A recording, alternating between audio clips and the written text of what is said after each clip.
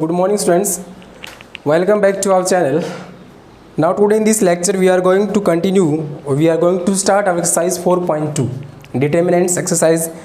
जो आपका चैप्टर है चैप्टर नंबर 4 उस एक्सरसाइज जो 4.2 है that complete based on the some properties of determinants how we solve the simplification और simple method. कौन कौन सी प्रॉपर्टीज़ आपको लास्ट वीडियो में कराई थी, किस किस तरह से हम किसी डिटर्मिनेंट को एक्सपेंड करते हैं डिफरेंट प्रॉपर्टीज़ से. तो उसमें हमने आपको लास्ट वीडियो में 6 प्रॉपर्टी जो डिटर्मिनेंट की थी वो हमने कराई थी कि same row same column identical हैं, एक जैसे हैं तो वैल्यू डिटरमिनेंट 0 हो जाती है. किसी एक डिटरमिनेंट के एक रो के या एक कॉलम के सारे एलिमेंट 0 हैं तो उसकी वैल्यू 0 हो जाती है. तो किसी इस तरह की प्रॉपर्टीज़ आपको लास्ट वीडियो में हमने कराई थी. उन प्रॉपर्टीज़ को यूज़ करना है to solve a determinant. How we solve a determinant by using such type of the properties है ना. What are the simples logics जो आपका है उसमें कौन कौन से किस किस तरह के लॉजिक आपने यूज़ करने हैं वो देखते हैं. तो before that please open your book and see the exercise 4.2 question number first. Using the property of determinants, क्या कहते हैं क्वेश्चन में, using the property of determinants and without expanding, आपको expand नहीं करना है क्वेश्चन को, डिटरमिनेंट को आपको expand नहीं करना है. आप प्रॉपर्टी यूज़ कर सकते हैं लेकिन आप उसको expand नहीं करेंगे. Solve the exercise from 1 to 7 and prove that. 1 से 7 तक जो क्वेश्चन दिए गए हैं उनमें आप सोल्व कीजिए सबको और प्रूव कीजिए. लेट्स सी, देखते हैं क्या क्या प्रॉपर्टी हम यूज़ कर पाते हैं. क्वेश्चन नंबर जो फर्स्ट है उसमें क्या किया है कि लेट हमने मान लें कि जो डेल्टा हमारा है वो कुछ इस तरह से है. जो डिटरमिनेंट है हमारा X Y Z A B C X plus A Y plus B and z plus C and that equal to 0. इसको वेरीफाई करना है, हमें सोल्व करना, मतलब LHS इक्वल टू RHS आपको वेरीफाई करना है और डिटरमिनेंट को आपको एक्सपेंड भी नहीं करना है. बस प्रॉपर्टीज़ आपको याद रखनी है और उनको अप्लाई करना है. देखिए इस डिटरमिनेंट की वैल्यू 0 कब हो सकती है, या तो इस डिटरमिनेंट की कोई 2 रो या 2 कॉलम आइडेंटिकल हो जाएं, या फिर इस डिटरमिनेंट की कोई भी एक रो या कोई एक कॉलम के जितने भी एलिमेंट्स हैं वो सारे 0 हो जाएं. तो कुछ इस तरह की प्रॉपर्टी अगर इसमें आ जाती हैं बाय अप्लाइंग द प्रॉपर्टीज़, इस तरह का केस बन जाता है, then we find the value of the determinant is what 0. देखते हैं क्या होता है. देखिए अगर मैं या तो आप C1 C2 को ऐड करो, देखो x प्लस ए Y plus b z plus c, तो ये हो जाएगा ऐड करने से, और फिर उसको आप इसमें से माइनस कर दो, सारे एलिमेंट 0 हो जाएंगे. सारे एलिमेंट क्या हो जाएंगे 0. या फिर आप ए बी सी को यानी कि C2 को इसमें माइनस कर देते हैं. 3 मेथड है. क्या पहला तो ये ऑपरेट क्या C1 plus C2, operate C1 plus C2. अगर मैं ऐसा करता हूँ तो क्या आता है, देखिए x प्लस ए, मैंने लेफ्ट हैंड साइड ले लिया यहाँ से, ठीक है. तो x प्लस ए हो जाएगा, y प्लस बी हो जाएगा ये, और ये लास्ट क्या हो जाएगा z प्लस सी. कोरस्पॉन्डिंग एलिमेंट्स में कोरस्पॉन्डिंग एलिमेंट्स को हमने ऐड किया. C2 आपका चेंज होना नहीं है, ए बी सी, और C3 आपका फिर से सेम रहेगा, x plus A Y plus B and z plus c. अब आप देख पा रहे होंगे कि जो C1 है बेटा और जो C3 है they are identical. C1 and C3 are what identical columns. And on the property number 2 थी आपकी कि अगर किसी डिटरमिनेंट के कोई 2 रो या 2 कॉलम सेम हो जाते हैं then the value of that determinant is 0. By which method कि C1 में C3 को माइनस करेंगे, सारे कट जाएंगे, 0 0 0 आएंगे, और किसी डिटरमिनेंट के एक रो के या एक कॉलम के सभी एलिमेंट अगर 0 हो जाते हैं in case that the value of that given determinant is what 0. तो आप क्या लिखेंगे here C1 and C3 are identical. कैसे ये आइडेंटिकल, सेम है sir, that's why value of that determinant is what 0. Right hand side आप लिखेंगे ना C1 and C3 are identical. This is the method. तो हमने एक्सपेंड नहीं किया, हमने क्या क्या प्रॉपर्टी अप्लाई की है बस. ऑपरेट तो हम कर ही सकते हैं, ऑपरेशंस तो हम लगा ही सकते हैं, बट हम एक्सपेंड नहीं करेंगे, ठीक है. Question number 2. बहुत सारे और भी मेथड हो सकते हैं, आपके दिमाग में कोई दूसरे मेथड आए तो वो भी आप अप्लाई कर सकते हैं, बट वो मेथड या ऑपरेशंस या फिर जो प्रॉपर्टीज़ है वो क्या हो, सारी वैलिड हों, ठीक है. Next second one is the given determinant is a minus be the first C1 B minus C and C minus A. C2 B minus C, C minus A and A minus B. C minus A minus B, and this is B minus C, and that equal to 0.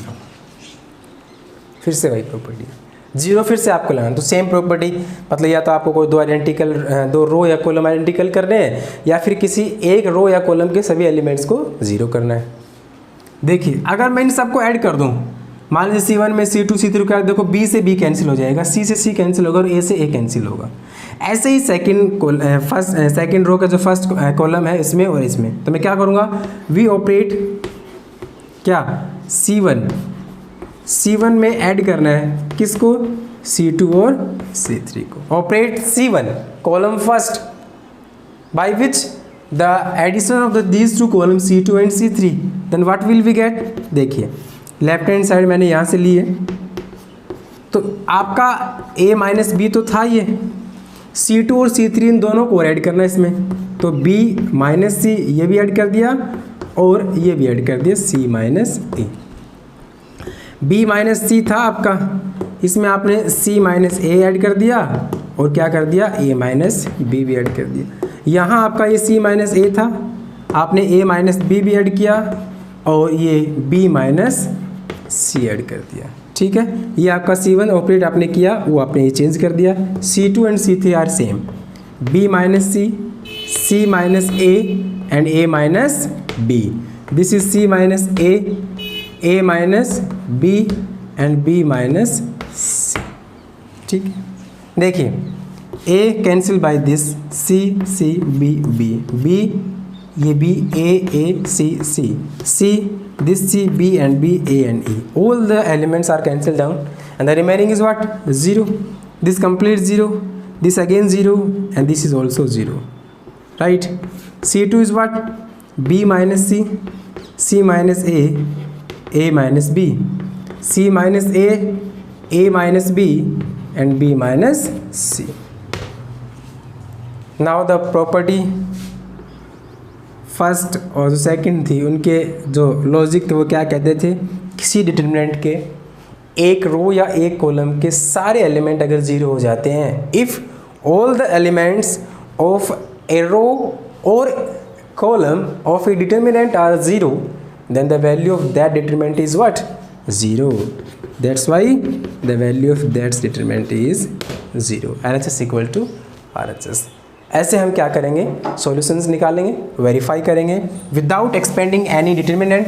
Bye applying the different types of properties we verify that the given determinant is equal to from left hand side to right hand side. बस बात यह है कि property जितनी भी आपने पढ़ी हैं, मेनली बेसिक जो प्रॉपर्टीज थी वो 6 प्रॉपर्टीज थी, उन्हीं को आपको बार बार अप्लाई करना है। बस ध्यान में रखते हुए ये कि उनका लॉजिक था, उनका जो सिस्टम था वो चेंज ना हो।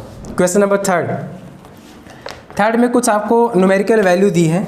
The given determinant is 2 3 5 7 8 9 65 75 and this is 86 and that equal to 0। ये तो आपका क्वेश्चन नंबर 3 है।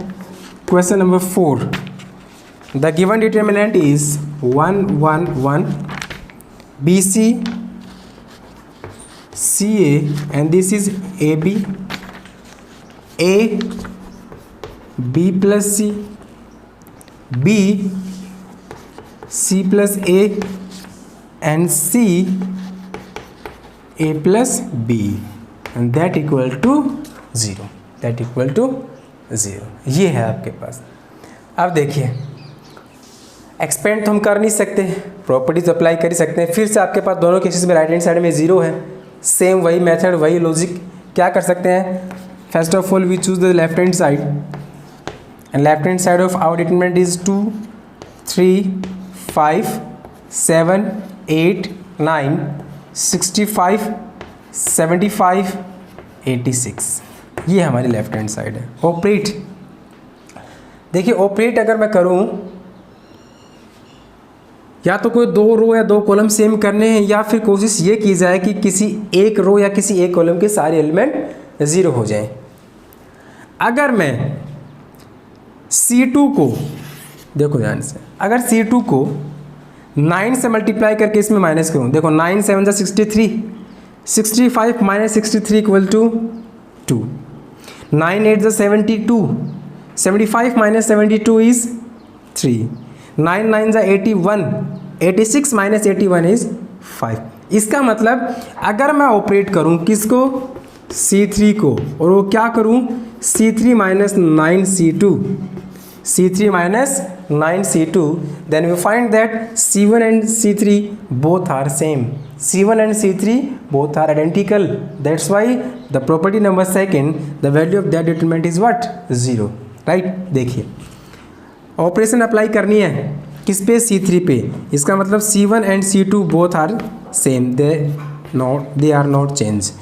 65 minus 9 into 7, 75 minus 9 into 8 and 86 minus 9 into, यही तो मेथड था कि आप C3 में 9 से मल्टीप्लाई करके किसको, C2 को माइनस करना है। C3 माइनस 9C2, तो देखो क्या आया, जो एलिमेंट्स हमारे पास आएंगे वो क्या आएंगे, ये तो फिर से सेम रहेंगे, 2 3 5 7 8 9। देखिए 9 7 जा 63, ठीक है, और ये आपका 65 था। 63 minus 65 is how much, 2। 75 minus 9 8 जा 72, 75 माइनस 72 3, 9 9 जा 81, 86 minus 81 5। And you can see that easily the C1 and C3 both are identical. In the determinant, C1 and C3 are identical. If they are identical, then value of the determinant is what? 0. Hence proved. Next, question number 4. यहाँ भी आपको वही logic वही रखना, आपको दो रो या दो कॉलम आइडेंटिकल करनी है, या फिर किसी एक एलिमेंट, सारे एलिमेंट किसी एक रो या कॉलम के क्या करने हैं, आपको सेम करने हैं। देखो मैं क्या करता हूँ, ऑपरेट करता हूँ किसको, फिर से C3 को क्या करता हूँ, C3 प्लस C2 करता हूँ। थोड़ा ध्यान से देखना, C3 plus C2। First of all we choose the left hand side, now the operate C3 as C3 plus C2। तो क्या करेंगे, 1 1 1 BC CA AB, ये तो सेम ही रहने, क्योंकि हम तो ऑपरेट C3 को कर रहे हैं, तो C1 C2 में तो कोई चेंज आना ही नहीं है। अगर मैं इस A की मल्टीप्लाई करूँ, अंदर देखो क्या बन जाएगा, AB प्लस AC। इसकी करूँगा तो क्या बन जाएगा, BC प्लस CA, और यहाँ करूँगा तो CA प्लस CB। ठीक है, ये आपने सिर्फ मल्टीप्लाई किए हैं। ऑपरेशन क्या करनी है आपको, C2 को और ऐड करना है। C2 क्या है, BC, इसका C2 क्या है, CA, और इसका C2 क्या है, AB। हमारी ऑपरेशन कंप्लीट हुई। यहाँ पे आप देखेंगे AB BC AC, AB ये आपका CA कैसे आ गया डबल इसमें, ये AB है ना, ये BA है आपका, ये BA। तो AB कोई फ़र्क नहीं पड़ता, आप AB लिखो या BA लिखो, कोई फ़र्क नहीं है। ठीक है, AB BC AC, AB BC AC। मतलब ये है कि जो C3 है उसमें सारे जो कॉरस्पॉन्डिंग एलिमेंट हैं वो सेम है। देखिए ना आप, AB plus BC plus AC, AB plus BC plus AC, AB plus BC plus AC। तो आप क्या लिखेंगे, taking AB plus BC plus CA as common from C3। आपने क्या किया, AB plus BC plus CA को कॉमन ले लिया, किस में से, C3 में से, कॉलम थर्ड में से। तो कॉमन क्या आएगा बाहर, AB plus BC plus CA। ठीक है, ये 1 1 1, ये आपका BC था, ये CA था, और ये AB था, और यहाँ से आपने कॉमन लिया ये 1 ये 1 ये 1। And you can see that in the last determinant we will find that the C1 and C2, जो कॉलम आपका फर्स्ट था और जो थर्ड था, they both are identical. That's why the value of this complete determinant without expanding, that is 0, and 0 into something is what, 0, and that equals to the right hand side. simple logic. Without expanding, we have to find out the solution of the determinant by using the property of the determinant. Next question number 5 जो आपका है उसमें कुछ अलग logic है, उसमें आपको zero नहीं करना, उसमें आपको एक डिटरमिनेंट दिया गया राइट हैंड साइड में, उसके इक्वल करना है। मतलब अब हमें प्रॉपर्टी थोड़ी सी चेंज करनी पड़ेगी। अब तक तो क्या था, लेफ्ट हैंड साइड को डिटरमिनेंट था, right hand side value zero थी, तो हमारी कोशिश यही रहती थी कि कोई 2 रो या 2 कॉलम को सेम करें या फिर किसी एक रो या एक कॉलम के सारे एलिमेंट्स को जीरो कर दें। क्वेश्चन नंबर 5 में थोड़ा चेंज है, और चेंज किस तरह से, इसका मतलब हमें प्रॉपर्टी थोड़ी चेंज करनी पड़ेगी। The given determinant is b plus c, c plus a and this is a plus b, right? Next q plus r, this is r plus p, this is p plus q, y plus z, z plus x, that is x plus y, right? And that equals to 2 times of a b c, and this is p q r, and this is x y z. ये है the given determinant in the form of b plus c, c plus a plus b, that is c1, q plus r, r plus p, p plus q, c2, and y plus z, z plus x, and x plus y is c3. That equals to times of a b c, that is c1 of the right hand side, p q r, c2, x y z, c3. ठीक है, देखिए अब यहाँ से थोड़ा change ये आता है कि मैं अगर लेफ्ट हैंड साइड यहाँ से लेता हूँ, लेफ्ट हैंड साइड देखिए, ठीक है, क्या आएगा कि सर मैं ऐड कर लेता हूँ, मान लीजिए क्या, इन तीनों को आपस में, इन तीनों को आपस में, और इन तीनों को आपस में। कैसे, ऑपरेट क्या, R1, क्या करूँगा, R1 plus R2 plus R3। तो ध्यान से देखिएगा, थोड़ा सा चेंज आएगा इसमें कि मैंने फर्स्ट रो में R2 और R3 यानी कि सेकंड रो और थर्ड रो को क्या कर दिया, ऐड कर दिया। क्या होगा, होना क्या है सर, ये देखिए B प्लस C था, ये ऐड होगा C प्लस A, और ये लास्ट वाला ऐड होगा A प्लस B, ठीक है। ये Q प्लस R, ये R प्लस P, और ये आपका P plus Q। Last one is Y plus Z, that is Z plus X, that is X plus Y, right. ये आपकी R1 थी जो मैंने चेंज कर दी by applying the operation. R2 and R3 remains change, C plus A plus P, that is R plus P, that is P plus Q, and this is Z plus X, and that is X plus Y। ठीक है, देखिए A plus A 2A, B plus B 2B, and this is 2C, 2R 2P 2P and 2Q, 2Y 2X and 2Z। मतलब they all are the 2 times to each other, है ना। तो this is 2 times of A plus B plus C, this is 2 times of P plus Q plus R, and this is 2 times of X plus Y plus Z, and they all are same, C plus A plus B, this is R plus P, this is P plus Q, and this is Z plus X, and this is X plus Y। आप देख पा रहे होंगे क्या, R1 में से मैं 2 common ले सकता हूँ, ले सकते हैं सर। क्या लिखेंगे, टेकिंग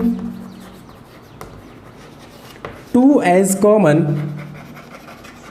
फ्रॉम R1, आपने R1 में से 2 को क्या ले लिया, कॉमन ले लिया। तो क्या बचेगा आपके पास, 2 आपने कॉमन लिया, यहाँ आपके पास A plus B plus C है, यहाँ आपके पास P plus Q plus R है, और यहाँ आपके पास X plus Y plus Z है, और रिमेनिंग सेम आपके पास C plus A plus B, C plus A plus B, next R plus P plus Q, R plus P plus Q, and last one is Z plus X and X plus Y। ये है, तो एक चीज़ तो आ गई, 2 आ गए sir बाहर, क्या आ गया 2, ठीक है। अब 2 आने से क्या होता है, हमें राइट हैंड साइड में ये और चाहिए ना, तो इसको भी करेंगे। आगे जो होगा वो प्रॉपर्टी से जो होगा, एक्सपेंड तो करना नहीं है हमें। देखिए दैट्स 2, विच द प्रॉपर्टी या which the operation we have to apply. देखिए मैं क्या करूँ, C प्लस A को इसमें से माइनस करता हूँ तो क्या बचेगा b, और a प्लस बी को माइनस करता हूँ तो यहाँ क्या बचेगा c। तो मैं एक ऑपरेशन अप्लाई करता हूँ, इसको इसमें से और इसको इसमें से माइनस करता हूँ। ठीक है, क्या करूँगा, इसको इसमें से माइनस करूँगा, देखो ये कैंसिल हो जाएगा, b बचेगा यहाँ पे।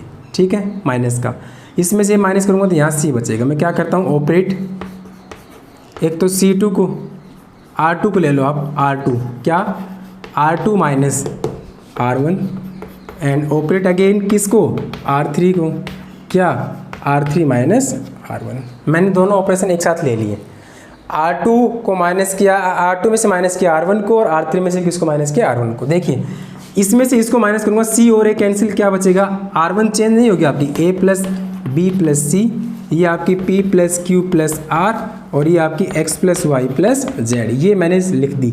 इसमें से इसको माइनस करना, देखो बेटा C प्लस A कैंसिल हो जाएंगे, क्या बचेगा माइनस B। इसमें से इसी को माइनस करोगे आप, A plus B cancel, that is minus C, right.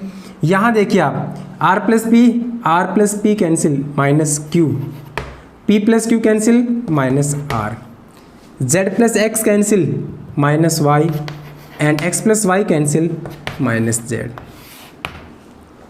ठीक है, अब क्या करेंगे, ऑपरेट किसको, R1 को। R1 में मैं R2 और R3 को तो ऐड कर ही सकता हूँ ना, कर दो ना, B से B कैंसिल, C से C कैंसिल, क्या बचेगा 2 टाइम्स ऑफ, दोनों कैंसिल कर देंगे, A बचेगा, यहाँ Q और R कैंसिल करेंगे तो P बचेगा, और यहाँ वाई जेड कैंसिल करेंगे तो x बचेगा। और मैं क्या करता हूँ, -1 फ्रॉम R2 से और -1 फ्रॉम R3 से मैंने कॉमन लिया बाहर, तो एक -1 इसका और एक -1 इसका, taking -1 as common from R2 and R3 both, तो भाई एक -1 इसका, एक -1 माइनस माइनस प्लस, तो इसका कोई मतलब नहीं है। क्या बच गए, B Q, this is Y, this is C, this is R, and this is Z. Match the answer from right hand side, 2 times of ABC, PQR, XYZ, XYZ. This is the right hand side. मतलब आपको properties operations कितनी apply कर लो आप, लेकिन they all are in valid format, and the system of the given determinant will be depend on such type of properties that we have discussed in the last class. जो 6 property थी वो, और जो कुछ प्रॉपर्टीज आपने 4.1 में सीखी थी वो। तो this is a method to solve out such type of questions in which left hand side and right hand side are given, and we have to prove the determinant by applying the properties only, not to expand. ठीक है, in the next video we are continue exercise 4.2 from question number 6। तब तक के लिए सारी properties ध्यान रखें और इन क्वेश्चंस को सोल्व करें। Thank you, have a nice day.